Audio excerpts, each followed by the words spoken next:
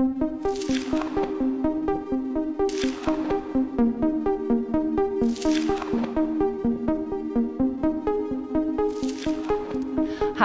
I'm Dr. Mary DeReadt, professor at George Washington University, clinical therapist, and co-creator of the Care for Creatives program.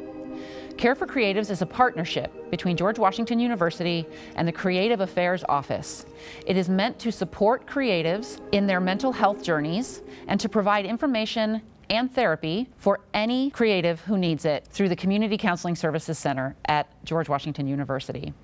Today, I'm joined by Brian Bailey, a DC-based, multifaceted visual artist and a 2023 Mayor's Arts awardee. Brian, can you tell us a little bit about yourself? Well, I'm Brian Bailey, 2023 Mayor's Arts Award winner for excellence in arts education. I'm an avid youth advocate.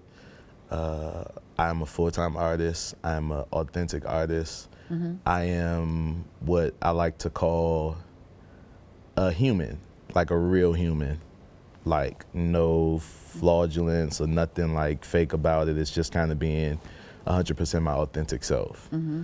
So I like to bring that to the table. It's like, what you bring to the table? I like to bring like 100% me. You know, if I feel like I've done something wrong, I'm going to apologize. We're going to work through it. Mm-hmm. If not, then we're good. But I just like to be me. That's it. It's not like I wish it was like this extravagant thing, but being 100% you is extravagant nowadays, so. Yeah, it can be. Yeah. It's also, I think, it's really vulnerable, right? Very much so, because if you're 100% of the time, I'm myself, mm-hmm. right? So fortunately enough, I don't have to deal with any pushback of like having to keep up with lies and stuff like that because I'm myself 100% of the time. But sometimes I just want to be to myself, and when people get 100% of you all the time, they expect it all the time. And sometimes I just want to chill, you know, and relax and be out of the way. But the energy is like, it's an infectious thing. They want to get the energy all the time. And like I said, sometimes I just want to relax. Yeah, absolutely. Yeah. You know what it's making me think about? When you think about being a creative and your focus on, what I would say is the confidence to say, I want to be my genuine self. Do you remember how old you were when you realized you wanted to be an artist and how that confidence evolved? Well, as far as confidence, I was a very, very shy kid. Very shy. Really? Yeah, you gotta ask my parents. I was a very shy kid. Didn't really talk much. I stayed out of the way. Just this young kid running around with these glasses, and I just was shy. I didn't have a lot of friends. I kind of just mind my business and stuff like that. And then I started working at an amusement park, and they literally was like, look, if you don't talk, you're getting fired. So I learned how to talk, and it was Six Flags America. I was working in the games department, so in order to make money, you had to talk to people to get them to play games, and that's when I learned how to just engage with people and talk with them and just make them feel good, turn their frown upside down, you know, turn it into some money and have some fun. And then you're working at an amusement park as a kid. It's fun. You get to have fun every single day. You get to eat lunch with your friends. They become family. You grow up with them. And it kind of just taught me everything I need to know as far as communicating with people of all races, sizes, ages, no matter what. And it turned into this gift of gab of just being authentic and being able to communicate with people. So I'm very appreciative of that, like the key point in like confidence building in my life, just being able to walk up to anyone and say, hey, how's your day going?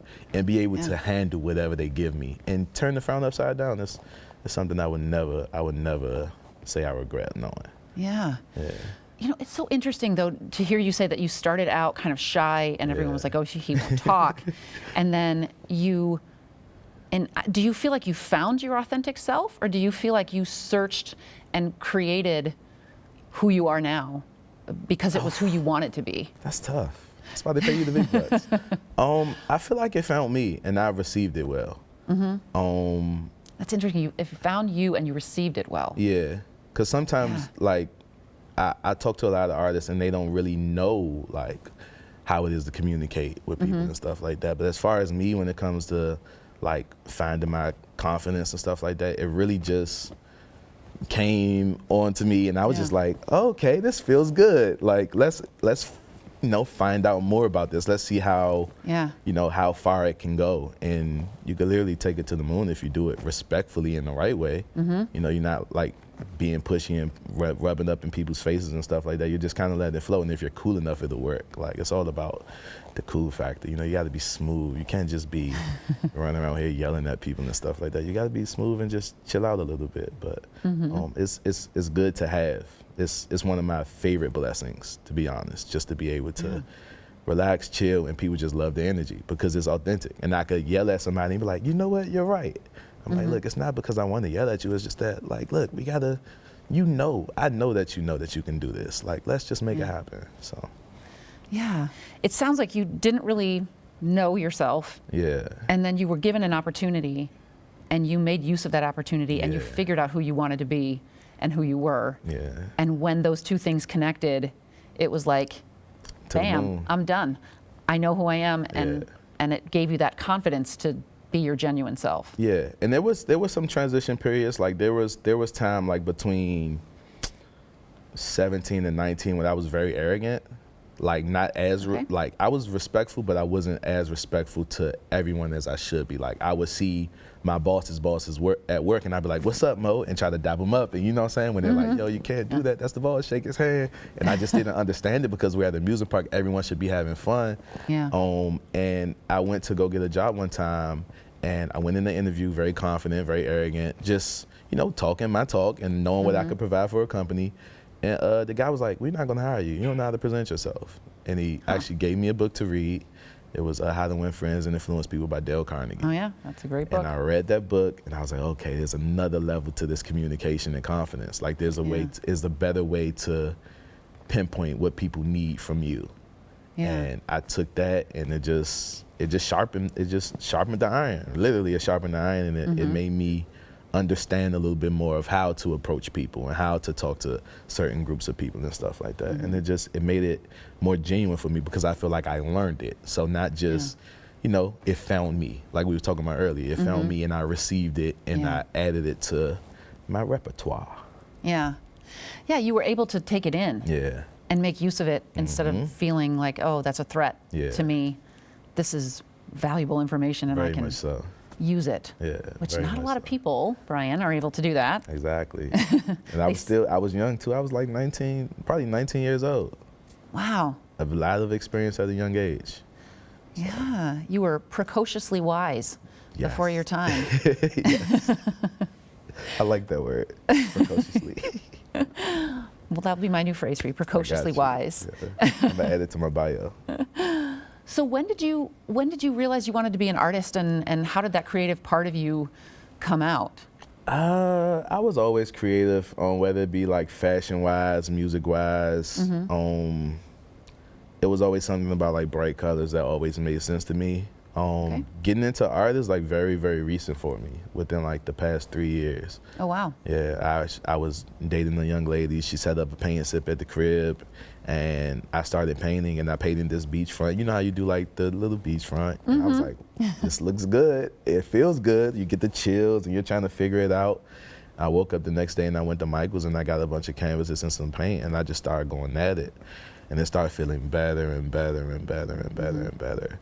And then I just kind of figured out this style of like abstract art where I was just waking up in the middle of the night upset, you know what I'm saying, had a bad dream or just had a lot going on, and I would just paint, and I would just go at it and just literally just stroke at the canvas with different colors, and it was starting to look good.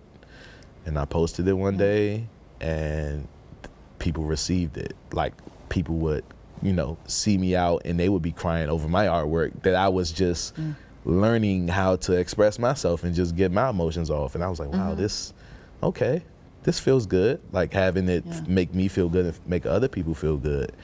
And then I can't even remember what day it was. I think I did a live painting one day. It was a large scale live painting, and I was like, oh, you can really do this. You can really do it.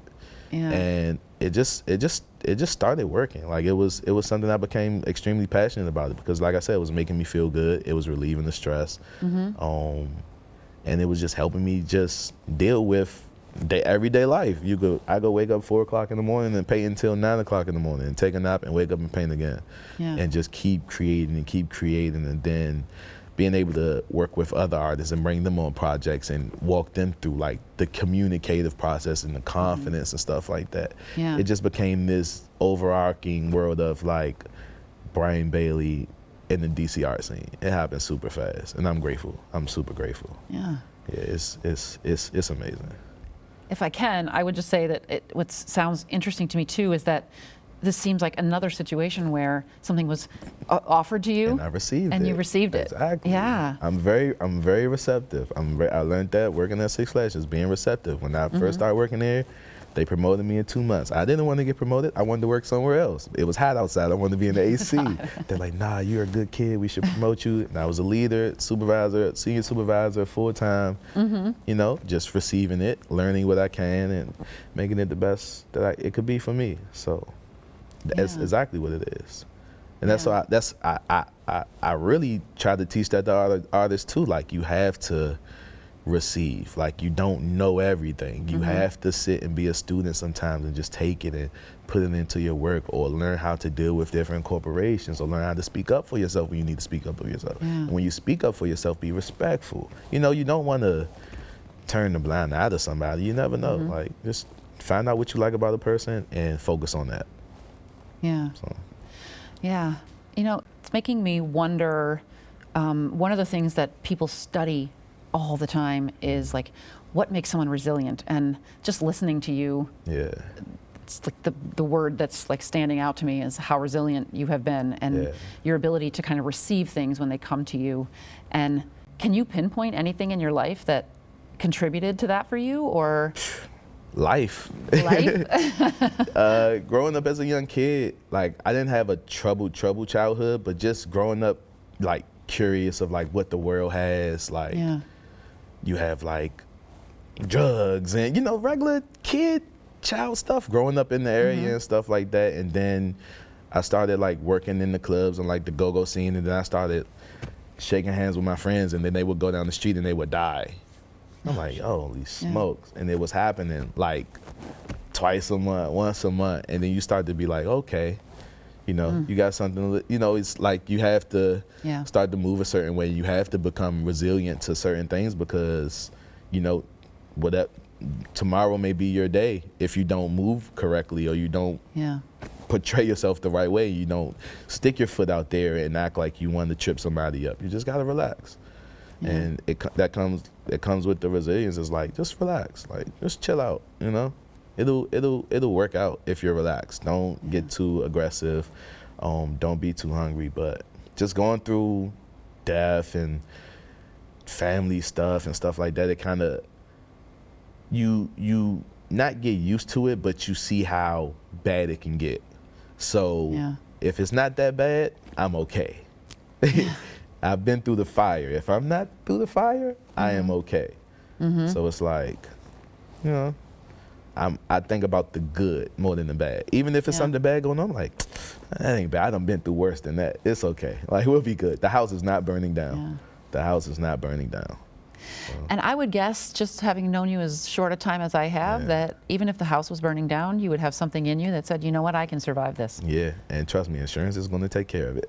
There you go. See, you already came up with the... Exactly. Insurance is going to take care of it. It's good. Wise. We'll get everything back, and it'll be bigger and better. And then we learn what not to do the next go around. We know why the house burned down. We'll figure out how to fireproof it. Yeah. Why not? It is really powerful to hear you talk about kind of having been through a lot of the trauma of losing friends, losing people, and being able to take kind of that horribleness and use it for something that allows you to move forward and make meaning of it, that says, I can get through this. It's worth it, right? We only have so much time. I have to make the best of it. I have to engage in it. Yeah, it's like, what would I be able to do if I wasn't here? Yeah. Right? So why not do everything while I am? Why not go forward? Why not be confident? Why not, like, I might as well. That's the name of the show, is might as well. Like, you might as well just do everything. Yeah. You might as well, while you're here, you might as well do it to the best of your ability. Treat everybody the best that you can, and just get everything off your chest while you're here, because once you're gone, it's no more. And your legacy is what's most important. How people feel about you when you're gone is most important. I want people to remember that they can do it, and Brian made me feel like I can do it. Yeah. So That's really amazing, Brian. I try. I don't try. That's the amazing part. You don't Kinda try. Like, you know? But You just receive. Yeah, I just receive, and I make sure people receive that what they have, and I make sure people. Yeah. I try to make sure people are ready for it as well. Yeah. But yeah, just going through those things. Like I lost my grandpa. I lost a baby in the womb. Yeah. Just going through that, it's like, okay, like for me, this is the bottom of the bottom. Besides, like, Yeah. I haven't lost my parents, but I know like the day will come, and I'm, going through those two losses. It's like, okay, Yeah. it gets a little close, like so. Yeah. We'll deal with it when it comes. Yeah. But Very we'll be heavy. ready. We'll be ready. Right. We'll be ready. It's heavy, but yeah, I have every belief you will be able to for manage. sure, 100%. We'll turn it into something amazing. Definitely. So I want to switch gears a little bit because you brought up your exhibition. Yes. And I would love to hear more about it and how you thought of it, and maybe, did you grow up in DC? Did the DC area contribute to that, or the art scene here, or tell me about it. Born in DC, raised in Maryland, relocated back to DC. The DC art scene is like, it's amazing, right? If you have the confidence, and if you have the swag, and if you have the knowledge, and if you believe in yourself, you'll thrive. The show came about just connecting with people, working hard, receiving, because at one point I didn't want to do the show, and they kind of was like, nah, you need to do a show. Like, it's time for you to do a show. Wow. Literally. And I'm like, Who's they? They is the group Arena Social. Okay. Arena Social Arts Club, they called me and they say, yo, you ready to do a show? I was like, yeah, we could do a show, but I wanted to curate a group show so I could bring other artists to, enjoy the space and learn what it is to like to put a show together, because I curated shows in the past. And that's my thing, because I like to learn before it's time for me to shine. So I wanted to curate a show, and they're like, nah, we want you to do your own show. And I'm like, man, I don't know. I wanted to wait till September. That's my birthday. We can wait for a little bit. And they're like, nah, you're smoking hot right now. I had just helped out with Artomatic, did a lot of work with Artomatic with like the press conference and bringing artists in there. And then the guy Ian, he's on the phone. He's like, man, you might as well do a show. Why not? And I'm like, might as well. And that's what we named the show. Just receiving what's been given to me. We named it Might As Well. And then it just turned into, just my whole thought process of laying it all out and doing what you need to do. You might as well just do it. And it's an amazing space. It's probably one of the biggest exhibition openings I've ever been to. And that's not a shameless plug on me, but I impressed myself. I work with a curator that I used to work with at Six Flags, a young lady named Nefertiti. She was one of my team members at Six Flags that I trained how to talk and how to, the same thing I went through, I trained her.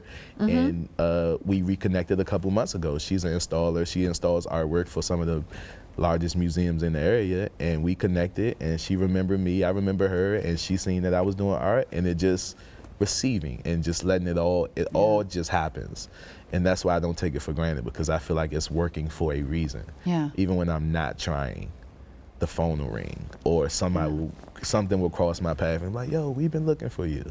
Oh, really? So, but yeah, the show is amazing. I feel like it's a must see, and that's, again, not a shameless plug. This is just what people are telling me. But I kind of just laid it out there. I wanted people to see how human I am, as far as my creative process, as far as my energy is, as far as how I want people to see art. A lot of times you go to art shows and there's art on the walls and people will look at it for 2 seconds and then they'll go and try to meet with somebody in the room or something like that to talk about something else. Yeah. I made it a point for my show to have installations on the floor. I recreated my studio space. I wanted people to step into my world to see what it's like to be this human artist. Like, my shoes were on the floor. I had magazines on the coffee table. I had my easels up. And then on the easel, I had a mirror on the easel. A mirror on the easel so people could see themselves in the artwork, so people could see themselves in the space. As an artist, as a creative, I want them to be able to look at themselves and be in a comfortable space.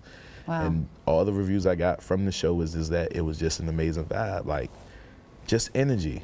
It's infectious. Like, you walk in, if you come to that space, I promise you be like, yo, this is crazy. It's just, And I experienced it like in my apartment when I first started painting. Like people would come to buy pieces, and they would like walk in the door, and they'd be like, "Yo, you got some energy in there, and it's heavy, and it's good." But you know, sometimes people aren't ready to receive that type of energy and stuff like that. So that's when I knew it was real. Like people would walk up to me at Home Depot when I'm buying paint, like, "Yo, I don't know what you got going on, but your aura is crazy, and it's a lot of good juju coming off of you, but it's just keep going." And it would be strangers.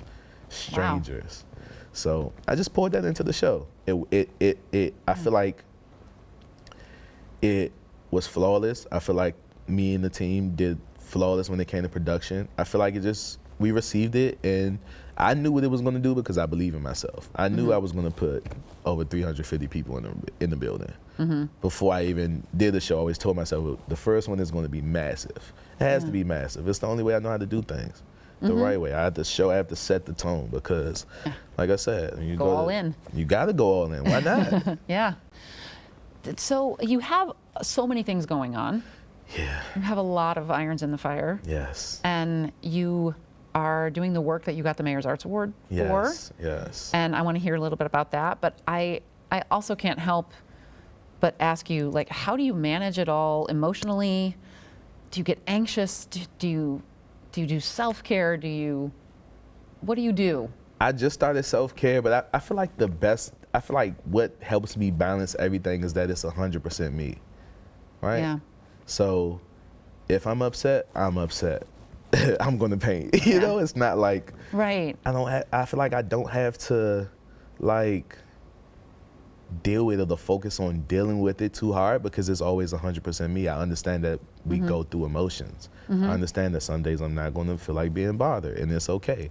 If I have to be somewhere, I'll go for 30 minutes and just let them know that, look, I'm a little off today. It's cool. No problem against you, but just let me just have some time. I just started self-care. I went to Balian Springs on Monday. They invited me out there, and I got to just lay down in the salt room, lay down in the gold room, relax, sleep. Yeah. I haven't gotten into like too much like self-care because I feel like the art is my care. Like it's what works for me. Like I like to do it a lot, every day, hours at a time. And I mean like 8 hours. You know, I could literally go at it canvas for canvas if I have the right music playing and some good food. So I feel like the art is the self-care for me. And it gets my emotion. Like it clears everything out for me. If I feel like something's bothering me, I'll just paint and it's gone. Yeah. The house isn't burning down. The house isn't burning down. I'm gonna light them canvases on fire though, for sure. Yeah. No, what I love about what you're saying though is it fits with what we know about emotions, which is like when you try to suppress them or ignore them or act like they're not important, or I might get shamed by other people for expressing them, or when you're not being real. Yeah. It's a lot of effort and it causes stress. Yeah. And it causes anxiety, and then you have to take breaks to be real. And that's where the Mayor's Arts Award came in. I got invited to one of the public charter schools to do some art sessions with the kids, and you know, I had no idea what I was going to do. I just knew I had canvases, I had paint, and when I got to the classroom, I just surveyed the kids for about 7 minutes, and I said, well, we need to do some social and emotional learning because there's a lot of bullies in here and there's a lot of kids that don't want to talk in here. We need to figure out what these kids are thinking about. Yeah. So I talked with the kids a little bit. I let them know about myself. Of course, I'm dressed cool, and they ask me questions about how much money I have and all this crazy stuff. But I said, look, when you get these canvases, I want you to paint how you feel. Use the colors to paint how you feel. It doesn't have to look like this. It doesn't have to look like that. You could literally splatter the paint on there. And literally, the kids did an amazing job. I had one of the toughest kids in the classroom explaining his emotions and how each color made him feel, and the teacher was just blown away. Yeah. And then I looked and was like, okay, this is working. And then as more and more kids start to come up, you see like, okay, receiving. Yeah.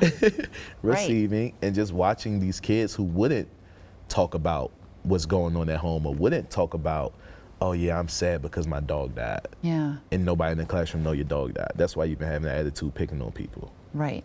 So I was like, okay, this works. And I posted that on Instagram.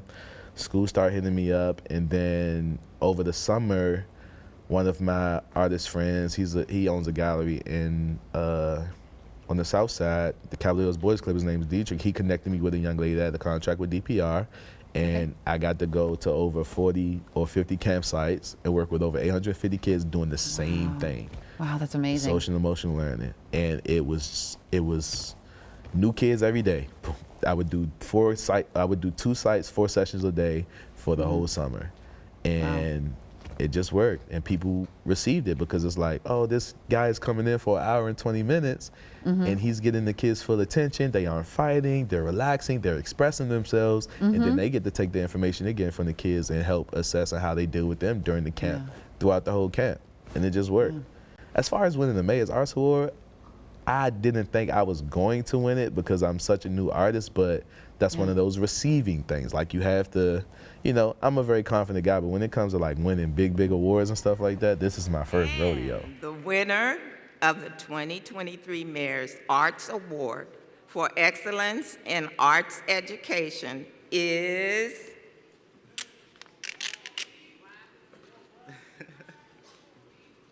Brian Bailey.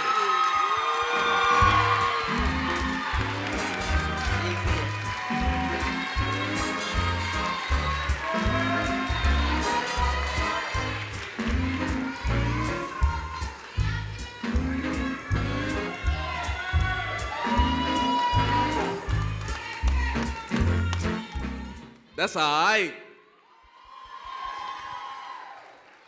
That's my mother. Man, I appreciate it. I ain't really write nothing because I don't really write. I just kind of freestyle. But on the real tip, we got to say these kids, man. Art is the way. I'm in these schools. I really want y'all to know we need to get into these schools and meet them kids where they at. For real.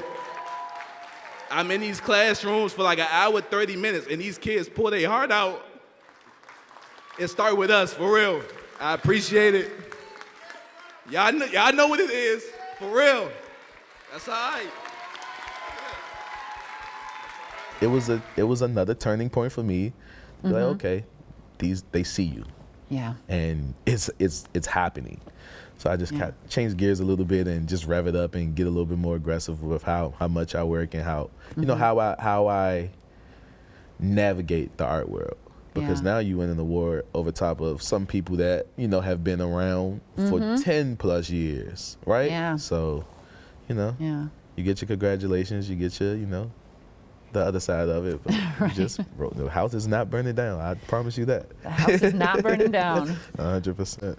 Brian, I wish I could sit here and talk to you for another hour and a half, I'm pretty told sure. you. No, I know, for we sure. could keep this going. Heck And yeah. it's been so amazing to talk to you and get to know I you appreciate today. you. And having watched you receive your award and now getting a chance to sit here and Yeah. talk with you has just been very, very cool for me. Thank you. That was So- the day. Come by the gallery, check it out. I know, I'm It's- going to have to come check it out. That's like another award. It's like another award. Literally, not even a year later, I have this standing solo exhibition outside of any major galleries, right? Yeah. Outside of any major curator support, it's just happening. And you pack the house. It feels good to do it almost on your bet. own, like just real Yeah. homegrown. But we're all in the same garden, and I plan to grow together with everyone. Awesome. Well, that is a great place to end. For sure. I got punchlines for days. I know. Thank I you so appreciate you. much Thank you. for coming here and talking with me today. I've really appreciated it. Thank you.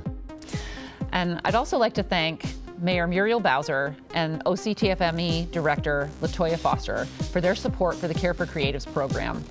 For more information, please go to creativeaffairsdc.com. And we'll see you again next time.